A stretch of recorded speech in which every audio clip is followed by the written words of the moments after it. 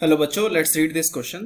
A bag contains 3 red balls bearing one of the numbers 1, 2 or 3, one number on one ball and 2 black balls bearing the numbers 4 or 6. A ball is drawn, its number is noted and the ball is replaced in the bag. Then another ball is drawn and its number is noted. Find the probability of drawing 2 on the first row and 6 on the second row. तो बच्चों इस सवाल को solve करने से पहले की concept को जानना जरूरी है। की कॉन्सेप्ट क्या होता है? Sample space of any event. Sample space of any event. अब सैंपल स्पेस क्या होता है? सैंपल स्पेस वो होता है जैसे मान लीजिए कोई इवेंट हमें दे रखा है तो उसमें टोटल पॉसिबल आउटकम्स जो बन सकते हैं उसको हम एक ऑर्गेनाइज्ड वे में अगर सेट में रिप्रेजेंट करें तो वो कहलाता है हमारा सैंपल स्पेस, यानी कि टोटल आउटकम्स। राइट तो इसी सवाल का हम सैंपल स्पेस बनाना चाहेंगे। हमारे पास 3 रेड बॉल हैं और हर रेड बॉल पे 1, 1, 2 और 3 लिखा हुआ है। ये 3 रेड बॉल हैं, these are in the red ball category. इसी तरीके से 2 ब्लैक बॉल हैं और उन पे नंबर क्या लिखे हुए हैं? 4 और क्या लिखे हुए हैं? 6। ये ब्लैक बॉल की कैटेगरी है।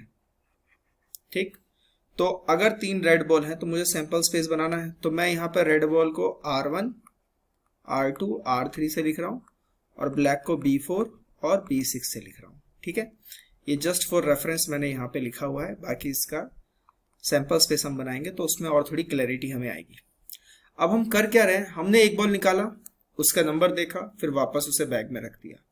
उसके बाद फिर हमने दोबारा बॉल निकाला, तो मान लो कि हमने पहला बॉल जो निकाला नंबर देखा 1 आया, फिर उसे बैग में रख दिया, फिर दूसरी बार बॉल निकाल रहे हैं वो फिर 1 आएगा। इसी तरीके से 1, 2, 1, 3, 1, 4, 1, 6 आ सकता है।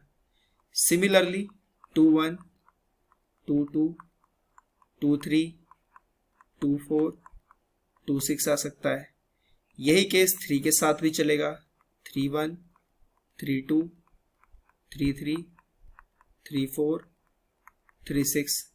यही केस 4 के साथ चलेगा। 4, 1, 4, 2, 4, 3, 4, 4, 4, 6 और फिर फाइनली 6 के साथ भी यही केस चलेगा। 6, 1, 6, 2, 6, 3, 6, 4, 6, 6। अब ये हो गया। अब इसमें अगर आप सैंपल स्पेस देख लें कितने हो गए, टोटल आउटकम्स कितने हो गए? टोटल आउटकम्स हमारे पास हो गए 25। देख लीजिए आप, 25 है। 5 ऐसे जा रहा है और 5 ऐसे जा रहा है।